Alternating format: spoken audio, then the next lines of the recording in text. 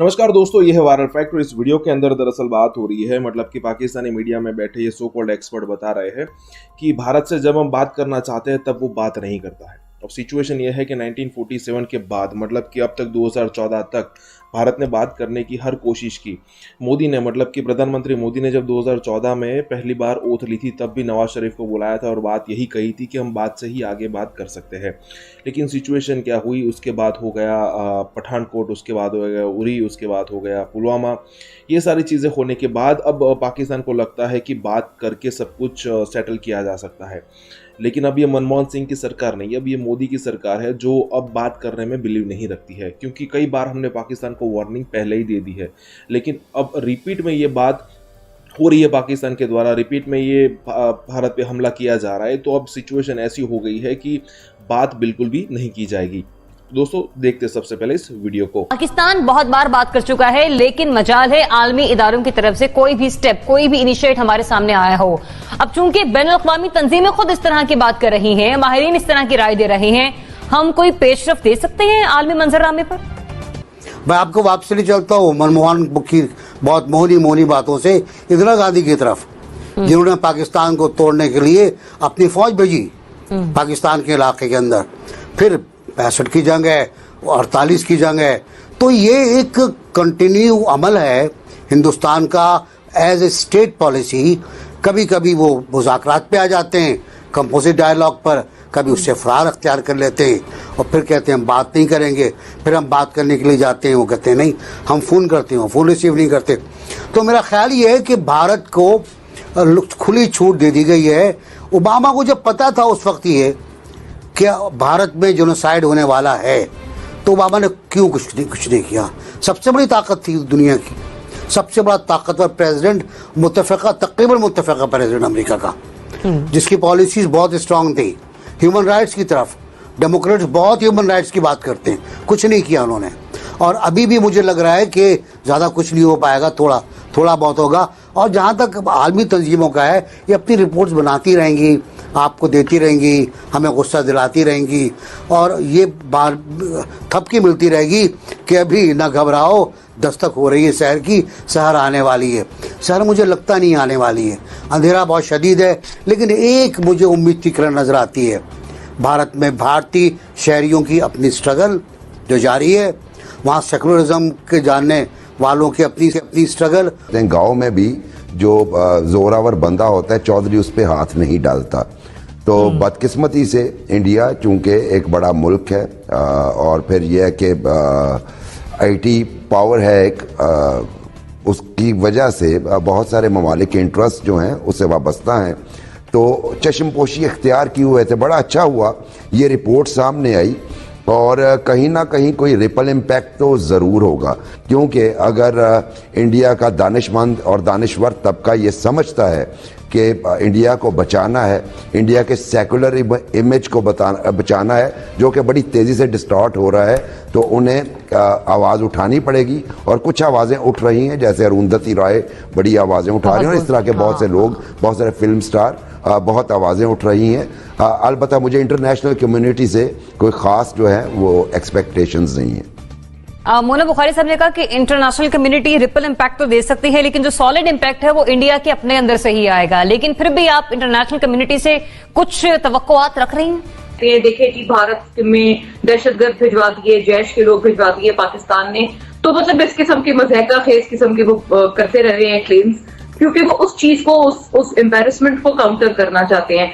बैनुल-अक़वामी सतह पर मुझे वाकई कोई तवक्को नहीं है, बल्कि मैं इसमें एक इजाफा ये करना चाहूंगी कि आप देख लें कि यूएई से जो पाकिस्तान की फ्लाइट्स हैं, कोरोना के केसेस बढ़ने की वजह से वो रोक दी गई हैं, लेकिन इंडिया से कोई फ्लाइट नहीं रोकी गई है। वहां की फ्लाइट्स चल रही हैं, जबकि वहां पर तकरीबन कोई 90 लाख इस वक्त कोरोना के एक्टिव केसेस मौजूद हैं और हमसे बहुत बदतर सूरत हाल है, लेकिन फिर भी इस किस्म की कोई फ्लाइट सस्पेंशन नहीं। और ये एक मिसाल नहीं है, इस तरह की मुतअद्दिद मिसालें आपको मिलेंगी, सिर्फ इसलिए कि वो एक बहुत बड़ी मंडी है, वहां की आबादी बहुत ज्यादा है और वहां बड़े फाइनेंशियल इंटरेस्ट लोगों के आके जुड़ जाते हैं, जिसके बाद फिर काफी ममालिक फिर चुप्पी साध लेते हैं। दूसरा, आप ये कह रहे हैं कि आलमी इदारे इस पे नोटिस लेंगे कि नहीं लेंगे। अगर आपका इशारा है कि अक़वाम मुत्तहिदा इसके ऊपर नोटिस लेगी, तो बिल्कुल नोटिस नहीं लेगी। ज़ाहिर है अक़वाम मुत्तहिदा सलामती कौंसिल के जो स्टेक होल्डर हैं वो कौन है, अमेरिका, फ्रांस, बरतानिया, रूस, इनके साथ तो जबरदस्त ताल्लुकात हैं। एक चीन है वो अपनी तरफ से इसके ऊपर आवाज उठाता रहेगा,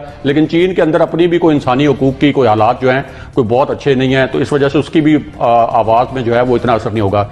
तीसरा ये कि इसकी सबसे बड़ी मिसाल ये है कि जब अमेरिका में ओबामा सदर थे तो उस वक्त ये जो गुजरात किलिंग्स थी, आपको पता है ना, गूगल पे मैस किलिंग्स लिखें तो सर्च करें तो नरेंद्र मोदी का नाम आ जाता था सबसे ऊपर। तो उससे पहले ट्रैवल बैन था नरेंद्र मोदी के ऊपर अमेरिका में जाने के लिए। तो ये तो ट्रैवल बैन जब नरेंद्र मोदी मुंतखब हुए तो ओबामा के दौर में ही खुला था। तो इससे आप अंदाजा लगा लें कि ये जो हमने बात की कि एक बड़ी मंडी है और मफादात जुड़े हुए हैं, तो उसकी वजह से ये जो कुछ मर्जी वहां पे होता रहे, कम से कम आलमी इदारों की जानिब से कोई ऐसा एक्शन नहीं लिया जाएगा कि उनकी कोई पॉलिसियां तब्दील हों। लेकिन ये जो इंटरनल इक्का दुक्का ये वॉइसेस लगती हैं, बहुत थिन है, बहुत कमजोर हैं, ये आहिस्ता आहिस्ता जो है ये फिर बढ़ती हैं और ये चेंज लेके आती हैं। लेकिन ये टाइम लगेगा, लेकिन मैं उन लोगों में हूं जो ये उम्मीद रखते हैं कि ये चीजें, ये आवाजें आखिर में गालिब आएंगी। ब्रिगेडियर साहब, 20 करोड़ मुसलमानों की जिंदगियां स्टेक पर हैं। ये कोई पाकिस्तानी थिंक टैंक की तरफ से कोई रिपोर्ट मंजर यहां पर नहीं आई। वॉशिंगटन में ये बात हो रही है। जेनोसाइड वॉच के जो सरबराह हैं वो ये तज्जिया दे रहे हैं। उनका तज्जिया किसी न किसी हद तक भारतीय मुसलमानों के लिए किसी काम आएगा? आलमी दायरे टस से मस होंगे?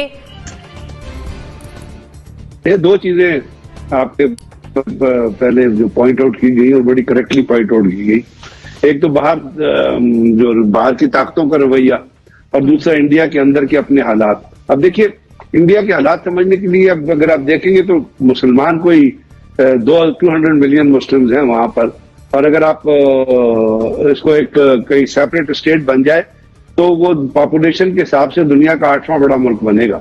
और इसके तो अब बात जरूरत की समझ की है। नरेंद्र मोदी पॉइंट आउट हो गया, अमित शाह पॉइंट आउट हो गया, योगी पॉइंट आउट हो गया इंटरनेशनल लेवल पे, बाराक ओबामा आप कहते हैं किताब में लिखता है।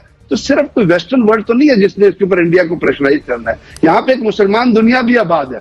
और ये मत कहें कि अगर बाहर से कोई प्रेशराइज नहीं करेगा तो इंडिया बड़ी मंडी है तो किसी के भी काम आएगा। हम भारतीय मुसलमानों की बात करें, अंदर से मतलब आप ये कह रहे हैं कि हमें आलमी दायरों से जो तवक्कुआत रख रहे हैं उनको एक साइड पे इकट्ठे करके मुस्लिम उम्मा का इत्तेहाद जरूरी है। मुस्लिम उम्मा का इत्तेहाद जरूरी है क्योंकि मुस्लिम उम्मा कब्र की तरह खामोश है।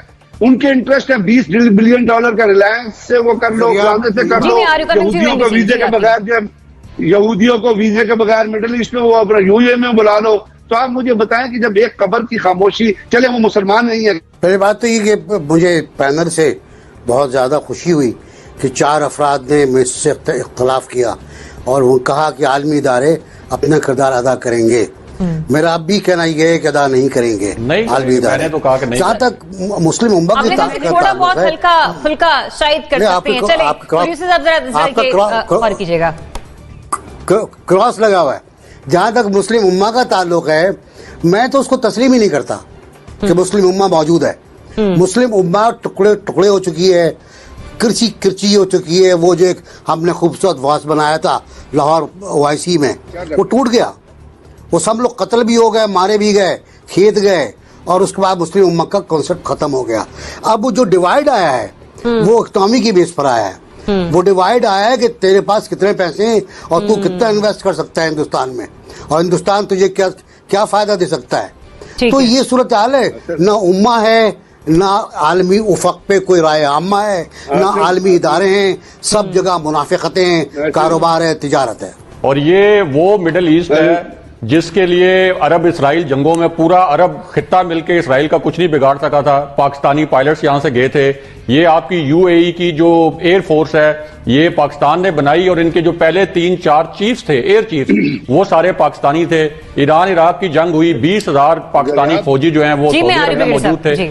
तो जाहिर है अब ये सारा तजारती पार्टनर, आपको पता है $70 अरब की रिफाइनरी लगा रहा है सऊदी अरब वहां पे।